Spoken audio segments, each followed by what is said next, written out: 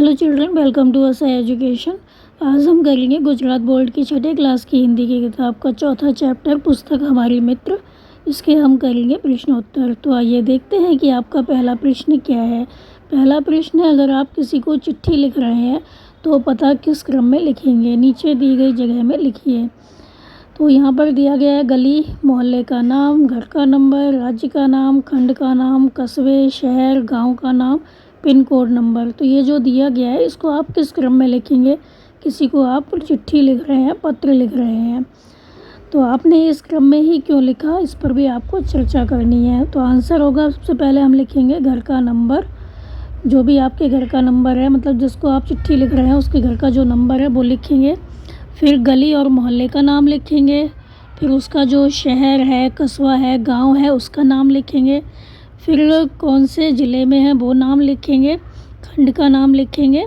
फिर हम लिखेंगे राज्य का नाम और फिर हम लिखेंगे पिन कोड नंबर। तो आपने इस क्रम में ही क्यों लिखा, चर्चा कीजिए। तो आंसर होगा, जो विद्यार्थी है वह पूछता है गुरुजी से, गुरुजी ऊपर दी गई जानकारी आपने इसी क्रम में क्यों लिखी। जो आपने पहले एड्रेस लिखा वो इसी क्रम में क्यों लिखा है। तो पिन कोड का क्या अर्थ होता है। तो जो शिक्षक हैं वो बताते हैं कि जो एड्रेस होता है अगर ऊपर दिए गए तरीके से लिखा होगा तो डाक विभाग को उसे सही पते पर पहुंचाने में आसानी होगी। तो सही पते पर वो ठीक से पहुंचा सकता है किसी भी चिट्ठी को। पिन शब्द का अर्थ होता है PIN, पिन होता है। तो P का अर्थ होता है पोस्टल, I का अर्थ होता है इंडेक्स और N का अर्थ होता है नंबर। तो पोस्टल इंडेक्स नंबर, पिन शब्द जो है पोस्टल इंडेक्स नंबर का संक्षिप्त रूप है। तो यह नंबर अंकों में होता है। इसके हर अंक का एक खास स्थानीय अर्थ होता है। तो यह लिखने से क्या होता है, पत्र राज्य और शहर के संबंधित डाकखाने तक सरलता से पहुंच जाता है। आपका अगला प्रश्न है, चित्र देखिए और जानकारी प्राप्त करने के लिए प्रश्न पूछिए। तो आपको चित्र देखकर प्रश्न पूछना है। तो जो पहला चित्र है उसमें कोई लड़का है, वो जा रहा है, तो हम पूछेंगे लड़का कहाँ से सड़क पार कर रहा है। फिर दूसरा है, लड़के को सड़क के बदले कहाँ चलना चाहिए। लड़के और लड़की को कहाँ से सड़क पार करनी चाहिए। सड़क पर वाहन क्यों रुके हैं। तो आपका जो चौथा चित्र है उसमें वाहन जो है वो रुके हुए हैं। तो सड़क पर वाहन क्यों रुके हुए हैं। फिर आदमी औरत, तो आदमी और औरत मतलब पति और पत्नी कहाँ घूम रहे हैं। फिर लास्ट है, साइकिल वाला लड़का अपना दाहिना हाथ क्यों दिखा रहा है। फिर आपका अगला प्रश्न है, निम्नलिखित गद्यांश को ध्यानपूर्वक पढ़िए। तो यहाँ पर गद्यांश दिया हुआ है, खंड दिया हुआ है, उसको आपको पढ़ना है। दुनिया साहसी लोगों के लिए है। कायर हमेशा सोचते रहते हैं और बैठे बैठे सपना देखा करते हैं, पर जो साहसी होते हैं साहसी विजयी हो जाते हैं, पर साहसी विजयी हो जाते हैं। साहस के बिना योग्यता व्यर्थ है। आलसी आदमी तो मन के लड्डू ही खाते हैं, मगर जो कर्मवीर होते हैं वे सफलता प्राप्त कर लेते हैं। कायर भय के सामने कांपने लगता है। साहसी का लहू खून जो होता है भय को देखकर जोश से भर जाता है। साहस के बिना बड़ा डील डॉल किस काम का। दुनिया का इतिहास साहसी पुरुषों और स्त्रियों की कहानियों से भरा पड़ा है।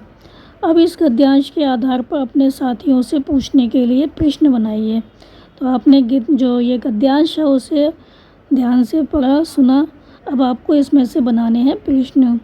तो पहला प्रश्न है, दुनिया साहसी लोगों के लिए है, गद्यांश में था। तो हम बनाएंगे कि यह दुनिया किनके लिए है, किसके लिए है। फिर बनाएंगे कायर और साहसी में क्या फ़र्क है, क्या अंतर है। फिर किसके बिना योग्यता व्यर्थ है। तो यहाँ पे था साहस के बिना योग्यता व्यर्थ है, तो हमने क्वेश्चन बना दिया किसके बिना योग्यता व्यर्थ है। किसके बिना बड़ा डील डॉल व्यर्थ है। तो जो था आपका लास्ट में लाइन थी, साहस के बिना बड़ा डील डॉल किस काम का। तो साहस के बिना बड़ा डील डॉल व्यर्थ है, मतलब कोई मनुष्य देखने में बहुत मोटा हट्टा कट्टा होता है तो वो बेकार है अगर उसके अंदर साहस नहीं है। अगर वो डरपोक है तो साहस के बिना बड़ा डील डॉल किस काम का। लास्ट क्वेश्चन बनाया हमने, दुनिया का इतिहास किन की कहानियों से भरा पड़ा है। तो जो आंसर है वो है दुनिया का इतिहास। जो लास्ट में आपकी लाइन है, दुनिया का इतिहास साहसी पुरुषों और स्त्रियों की कहानियों से भरा पड़ा है। तो क्वेश्चन क्या बनेगा कि दुनिया का इतिहास किन की कहानियों से भरा पड़ा है। तो इस गद्यांश को अच्छे से पढ़ के इस तरह के जो क्वेश्चन हैं वो हम बना सकते हैं। आपका अगला प्रश्न है, प्रश्नों के उत्तर लिखिए। पत्र कब और कहाँ से लिखा गया। तो जो पत्र था वो 4 अगस्त 2011 को 195 उमिया नगर सोसाइटी मुंद्रा जिला कक्ष से लिखा गया। फिर है पत्र किसने किसको लिखा। तो पत्र पूजन ने मित्र मनोज को लिखा। फिर है पत्र किस विषय के बारे में लिखा गया है। तो जो पत्र है वो पुस्तकों के महत्व के बारे में लिखा गया है। फिर आपका अगला प्रश्न है, पत्र भेजने के लिए आमतौर पर पोस्ट कार्ड, अंतर्देशीय पत्र या लिफाफा इस्तेमाल किया जाता है। तो डाकघर जाकर इनका मूल्य पता कीजिए। यह भी पता कीजिए कि इनमें क्या अंतर है। तो पहला है पोस्ट कार्ड। तो पोस्ट कार्ड कैसा होता है, ये खुला हुआ होता है, इसमें लिखने के लिए बहुत ज़्यादा जगह नहीं होती है। तो इसका जो मूल्य है वो आप पोस्ट ऑफिस में पता कर सकते हैं। जो हमें पता है इसका मूल्य है 1 रुपये 50 पैसे। अंतर्देशीय पत्र क्या होता है, इसे लिखने के बाद 3 ओर से मोड़कर बंद किया जा सकता है। तो इसमें कुछ ज़्यादा लिख सकते हैं। इसका उपयोग केवल अपने देश में ही हो सकता है, मतलब अपने देश में ही किसी को आपको चिट्ठी लिखनी है तो आप अंतर्देशीय पत्र में लिख सकते हैं। इसका मूल्य 2.5 रुपये है। तो आप पता कर लीजिए कि इसका मूल्य क्या है। मूल्य हम इसमें ठीक से नहीं बता पाएंगे आपको।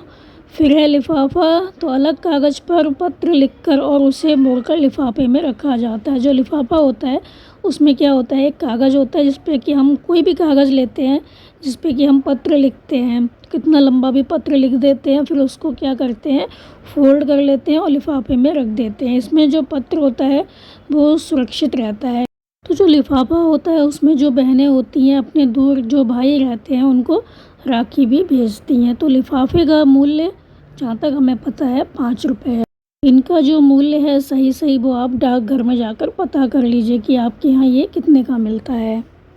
तो ये थे आपके प्रश्नोत्तर बच्चों। हमने वही प्रश्न करवाए हैं आपको जो कि आपके एग्ज़ाम में आ सकते हैं। तो आप इनको अच्छे से समझ कर याद कर लीजिए। हमारे चैनल ऐसा एजुकेशन को लाइक कीजिए, सब्सक्राइब कीजिए और शेयर करना बिल्कुल मत भूला करिए। Thank you.